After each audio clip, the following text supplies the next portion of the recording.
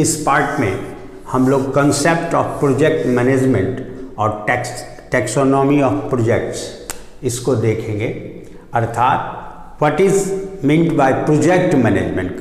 पिछले क्लास में हमने देखा प्रोजेक्ट क्या होता है और उसके फीचर्स क्या होते हैं या कैरेक्टरिस्टिक्स क्या होता है। आज हम देखेंगे प्रोजेक्ट मैनेजमेंट किसको कहते हैं और उसके क्लासिफिकेशन यानी प्रोजेक्ट्स का क्लासिफिकेशन, टैक्सोनॉमी ऑफ प्रोजेक्ट के बारे में जानेंगे। पहला सवाल उठता है व्हाट इज प्रोजेक्ट मैनेजमेंट। तो ध्यान से समझें इसको। प्रोजेक्ट मैनेजमेंट बहुत ज़्यादा कंफ्यूज्ड नहीं होता जनरल ट्रेडिशनल मैनेजमेंट से। On the basis of both of the management aims to manage environment, people and resources to achieve the assigned goal of the organization. दोनों में कोई अंतर नहीं है, दोनों का उद्देश्य है इन्वायरमेंट को मैनेज करना, पीपल को मैनेज करना, जो वर्किंग मेंबर्स है, इंडिविजुअल्स है, उसको मैनेज करना, और जो इकोनॉमिक रिसोर्सेज है, डिफरेंट टाइप्स ऑफ रिसोर्सेज है, टाइम रिसोर्सेज भी है, उसको इस प्रकार से मैनेज करना जो कि स्पेसिफाइड हमारा गोल है, जो प्री डिटरमिन्ड ऑब्जेक्टिव है, उसको हमें ऑर्गेनाइजेशन का वो अचीव कर सके। तो बोथ का ऑब्जेक्टिव और प्रोसेस सेम है। फर्क क्या है? नहीं, जहाँ तक प्रिंसिपल का सवाल है तो जनरल ट्रेडिशनल मैनेजमेंट के बारे में आप जानते हो, it is a process of planning, controlling, decision making, organizing, staffing, directing, motivating, communicating. All these principles are also included in project management. But what is difference between them? The project management differs in sense of its philosophy from the philosophy of general traditional management। यानी general traditional management का जो philosophy है और इसका जो philosophy है, दोनों में थोड़ा सा कंसिडरेबली कहा जाए तो डिफरेंस होता है। अब प्रोजेक्ट मैनेजमेंट है क्या? No doubt project management is also a continuous process and general traditional management is also a continuous process। but project management के डेफिनेशन से आप गौर करें तो एक टाइम लिमिट में ये यूनिक एक्टिविटी है, सेट ऑफ यूनिक एक्टिविटी है, that is to be completed within set time interval and set amount of budget. ये हमेशा ध्यान में रखना है। सेट टाइम इंटरवल का मतलब एक पर्टिकुलर पीरियड ऑफ टाइम में उस परियोजना को, उस प्रोजेक्ट को पूरा करना होता है। तो मैनेजमेंट तो किसी स्पेसिफाइड पीरियड ऑफ टाइम के लिए ही प्रोसेस किया जाएगा, मैनेजमेंट प्रोसेस। लेकिन जनरल ट्रेडिशनल मैनेजमेंट एस्टेब्लिशमेंट के बाद भी कंटिन्यू करेगा, क्योंकि नॉर्मल कोर्स ऑफ ऑपरेशन जब चलेगा तो ऑपरेशन को भी मेंटेन करना है, मैनेज करना है, स्मूथ बनाना है, रिजल्ट ओरिएंटेड बनाना है। तो उसके लिए मैनेजमेंट, जनरल मैनेजमेंट चालू रहेगा। लेकिन whenever objective of project is achieved, then it is deemed that project has been finished and the project management process will be ended या कंक्लूडेड, है ना। तो this is the main difference, point of difference between these two types of management, general traditional management and project. तो आपने देखा कि general traditional management और project management में फिलॉसफी के तौर पे डिफरेंस होता है। आखिर क्या है प्रोजेक्ट मैनेजमेंट? तो project management also involves process of planning, process of controlling, decision making. No doubt there is no difference between general traditional and project management in principles application point of view। तो project management can be defined as an art of managing all aspects of projects। किसी भी project के जितने भी aspects हैं, चाहे वो staffing का हो, ऑर्गेनाइजिंग का हो, फाइनेंशियल सब अरेंजमेंट का हो, हर एक aspect, technical aspects, social aspects, financial aspects, commercial aspects, जितने भी एस्पेक्ट्स होते हैं एक प्रोजेक्ट के सक्सेस होने का, उन तमाम एस्पेक्ट्स को मैनेज करता है। मैनेज करने की कला है प्रोजेक्ट। या साइंस है प्रोजेक्ट, हैं। सो एक ऐसी कला है ताकि हम जो पूर्व निर्धारित पहले से जो डिटरमाइंड जो ऑब्जेक्टिव है, जो विशेष उद्देश्य और मिशन है, उस मिशन को with in the time limit यानी समय सीमा के अंदर, with in the time frame and within the time frame and within that limit of time and cost budget, यानी टाइम और कॉस्ट बजट के अंतर्गत उस क्वालिटी प्रोडक्ट और सर्विस को हम हासिल कर पाएँ। तो ऐसे आर्ट ऑफ मैनेजमेंट को हम क्या कहते हैं? प्रोजेक्ट मैनेजमेंट कहते हैं। यानी project management is an art of managing all aspects of project so as the predetermined or specified mission and objectives of quality product and services can be attained within the time limit and resources constraints. Okay, now we will see the taxonomy of project. कुल 6 basis पे project को classify किया गया है। यानी taxonomy of project को 6 प्रकार से प्रस्तुत किया जाता है। On the basis of need और पर्पस, यानी आपके प्रोजेक्ट का उद्देश्य क्या है। हो सकता है मेरा उद्देश्य बिल्कुल जीरो से नए बिजनेस प्रोजेक्ट को या पब्लिक प्रोजेक्ट को, कमर्शियल प्रोजेक्ट को स्टार्ट करना हो, तो वह कहलाता है न्यू प्रोजेक्ट। जैसे आज आप कोई इंडस्ट्री एक नया सेटअप करने जा रहे हो, आप पहले से कोई इंटरप्रेन्योर नहीं रहे हो, तो आप इंटरप्रेन्योर नहीं रहे हो, आज आप नया सेटअप देने जा रहे हो, तो आपका वो जो प्रोजेक्ट होगा वो बिजनेस प्रोजेक्ट न्यू प्रोजेक्ट्स कहलाएगा, है ना। एक्सपेंशन प्रोजेक्ट, जो ऑलरेडी एग्जिस्टिंग फर्म है, कंपनी है, वो अपना व्यापार का विस्तार करना चाहती है। जैसे वैशाली मैनेजमेंट कॉलेज है,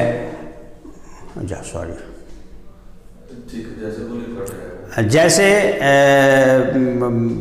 आपका एक बिजनेस है, मेडिसिन का दुकान है, आप उसको 4 शहर में, 5 शहर में, 10 शहर में, 10 जिला में आप एक्सपेंड करना चाहते हो, तो ये इसके लिए आपको उस प्रोजेक्ट पे काम करना होगा कि कैसे ये पॉसिबल हो सकता है, इसके लिए फंड्स अरेंजमेंट कैसे होगा, इसके लिए प्लेस एक्विजिशन कैसे होगा, साइट्स लोकेशन कैसे एक्वायर किया, ये तमाम चीज़ से आपको गुजरना पड़ेगा।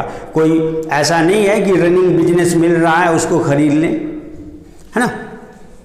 तो ऐसा भी है कि रनिंग बिजनेस को अगर हम परचेज करते हैं तो मर्जर या एक्विजिशन प्रोजेक्ट कहलाता है, वो भी एक प्रोजेक्ट है ना। एक्सपेंशन समझ गए।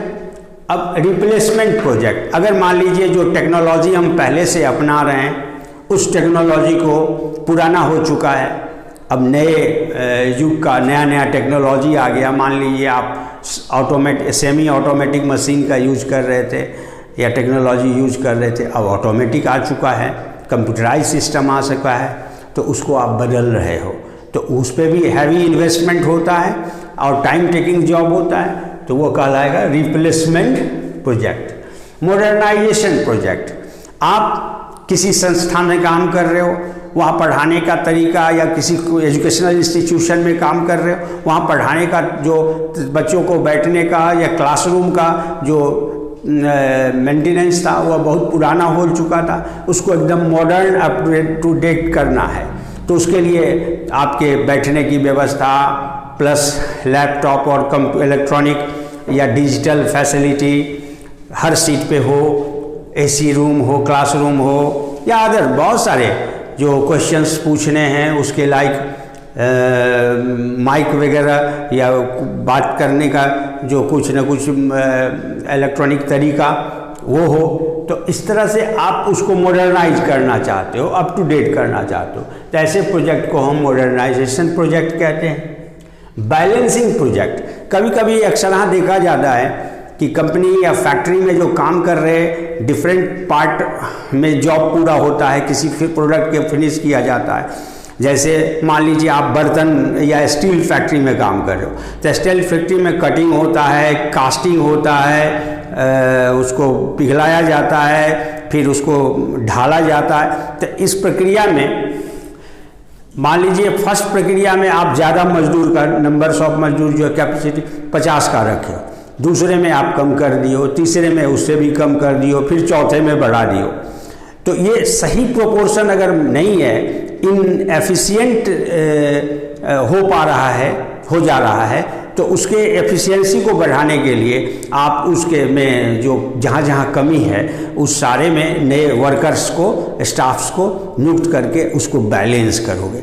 यानी जहाँ जो कमी है उसको अप टू मार्क लाने के लिए जो हम नए बहाली या नए रिसोर्सेज या नए प्लांटेशन आदि करते हैं, तो वो बैलेंसिंग प्रोजेक्ट कहलाता है। डाइवर्सिफिकेशन प्रोजेक्ट जब हम एक पर्टिकुलर एरिया में एग्जिस्टिंग कंपनी काम कर रही है, अब वो नए प्रोडक्ट लाइन में जाना चाहती है, नए एरिया को टच करना चाहती है। जैसे आप इंफ्रास्ट्रक्चर कंपनी के रूप में काम कर रही है कोई कंपनी, अब कल को वो फार्मास्यूटिकल में जाना चाहे, उसको अट्रैक्ट कर रहा फार्मास्यूटिकल बिजनेस एक्टिविटी, तो वो फार्मास्यूटिकल में अपने आप को डाइवर्सिफाई करेगा, तो वो जो फार्मास्यूटिकल के लिए का नया प्रोजेक्ट शुरू करेगा वो डाइवर्सिफाइड प्रोजेक्ट कहलाएगा। ठीक उसी तरह से एडवांसमेंट प्रोजेक्ट, कैपेसिटी इन्हेंसमेंट का प्रोजेक्ट, जैसे अगर कांटी थर्मल पावर या कोई थर्मल पावर जो है वह 500 मेगावाट इलेक्ट्रिक प्रोड्यूस करता है, तो उससे ज़्यादा के लिए उसको हम एस्टेब्लिश कर सकते हैं, तो कैपेसिटी इन्हेंसमेंट प्रोजेक्ट या एडवांसमेंट प्रोजेक्ट हो जाएगा। रिहैबिलिटेशन प्रोजेक्ट, जो सिक यूनिट है, सिक इंडस्ट्रीज है, उसको रिवाइवल के लिए जो हम प्रोजेक्ट लाते हैं तो वह क्या लाता है, रिहैबिलिटेशन, पुनर्वास, फिर से स्थापित करना, जो बंद पड़ा हुआ है उसको नए सिरे से उसको चालू करना है, तो रिहैबिलिटेशन प्रोजेक्ट कहते हैं। अब now on the basis of size and scale of operation, व्यापार के कारोबार का जो पैमाना है, स्केल है, उसके आधार पर बांटे तो 3 क्लास में आ जाता है। एक लार्ज स्केल, दूसरा मीडियम स्केल, तीसरा स्मॉल स्केल, जिसको आप अच्छी तरह से समझ रहे हो।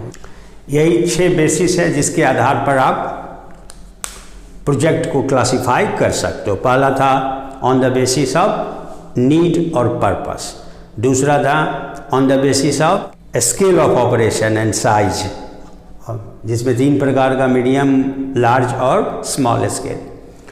अब थर्ड है on the basis of ownership and control, यानी स्वामित्व के आधार पर देखा जाए तो एक पब्लिक प्रोजेक्ट होता है जिसमें गवर्नमेंट अंडरटेकिंग के द्वारा कंट्रोल किया जाता है। प्राइवेट सेक्टर, प्राइवेट क्षेत्र के लोग के द्वारा कंट्रोल्ड होता है, वो बिजनेस प्रोजेक्ट हो सकता है, मेरा बिजनेस प्रोजेक्ट हो सकता है, हम लोगों का बिजनेस प्रोजेक्ट हो सकता है, किसी प्राइवेट कंपनी का बिजनेस प्रोजेक्ट, कॉमर्शियल प्रोजेक्ट हो सकता है, किसी बैंक जो कॉमर्शियल बैंक है उसका बिजनेस प्रोजेक्ट हो सकता है। और तीसरा है ज्वाइंट सेक्टर प्रोजेक्ट, यानी 2 सेक्टर के क्षेत्र को मिल कर करके तब उसको कहते हैं, यानी ज्वाइंट वेंचर प्रोजेक्ट हो सकता है। On the basis of scope and importance, अगर क्षेत्र प्रोजेक्ट के कार्य क्षेत्र के आधार पर देखें, स्कोप के आधार पर देखें, तो broadly it can be classified into 2 category, national project and international project. आज के डेट में कोरोना बीमारी, एक वायरस, कोरोना वायरस की वजह से बहुत ज़्यादा मौतें हो रही हैं, तो WHO का जो मुहिम होगा इसको रूट आउट करने का, तो उसका जो प्रोजेक्ट होगा रिहैबिलिटेशन के लिए, फिर से उसका वैक्सीनेशन कराने के लिए, तो वो जो कहलाएगा वो इंटरनेशनल प्रोजेक्ट होगा, जो ऑलमोस्ट ऑल मेंबर कंट्रीज़ में ये सर्कुलेट करेगा। लेकिन इंडिया में इंडियन गवर्नमेंट के द्वारा गरीबी दूर करने का जो प्रोजेक्ट है ना, प्रॉस्पेरिटी लाने का जो प्रोजेक्ट है, वो प्रोजेक्ट क्या होगा, नेशनल प्रोजेक्ट हो जाएगा। क्लियर है? नेशनल इंटरेस्ट में, नेशन के इंटरेस्ट में, एक ग्लोबल लेवल के इंटरेस्ट में होता है, तो वो क्या कहलाएगा, ग्लोबल प्रोजेक्ट या इंटरनेशनल प्रोजेक्ट कहलाएगा, जो वर्ल्ड बैंक की तरफ से हो सकता है WHO की तरफ से हो सकता है, वर्ल्ड ट्रेड एसोसिएशन की तरफ से हो सकता है। तो इस तरह का जो सार्वजनिक संस्थान है उसके द्वारा जो प्रोजेक्ट लाया जाता है उसको क्या कहते हैं, इंटरनेशनल, और स्वयं के अंदर का होगा वो कंट्रीज का वो नेशनल। अब on the basis of technology used in project, तो एक कन्वेंशनल टेक्नोलॉजी, ट्रेडिशनल, कन्वेंशनल माने पुराना तरीका से हल जोतने वाला बैल का और हल के जरिए खेती करने का प्रोजेक्ट है। दूसरा हाईटेक, बिल्कुल एकदम मॉडर्न जो तरीका वे है उस तरीके से अगर हम उस प्रोजेक्ट को चलाते हैं। और तीसरा लो टेक्नोलॉजी या मीडियम टेक्नोलॉजी, जो पिछले 2 दशक पहले का जो टेक्नोलॉजी है उसको लेके चलते हैं। एक कन्वेंशनल हुआ, है ना।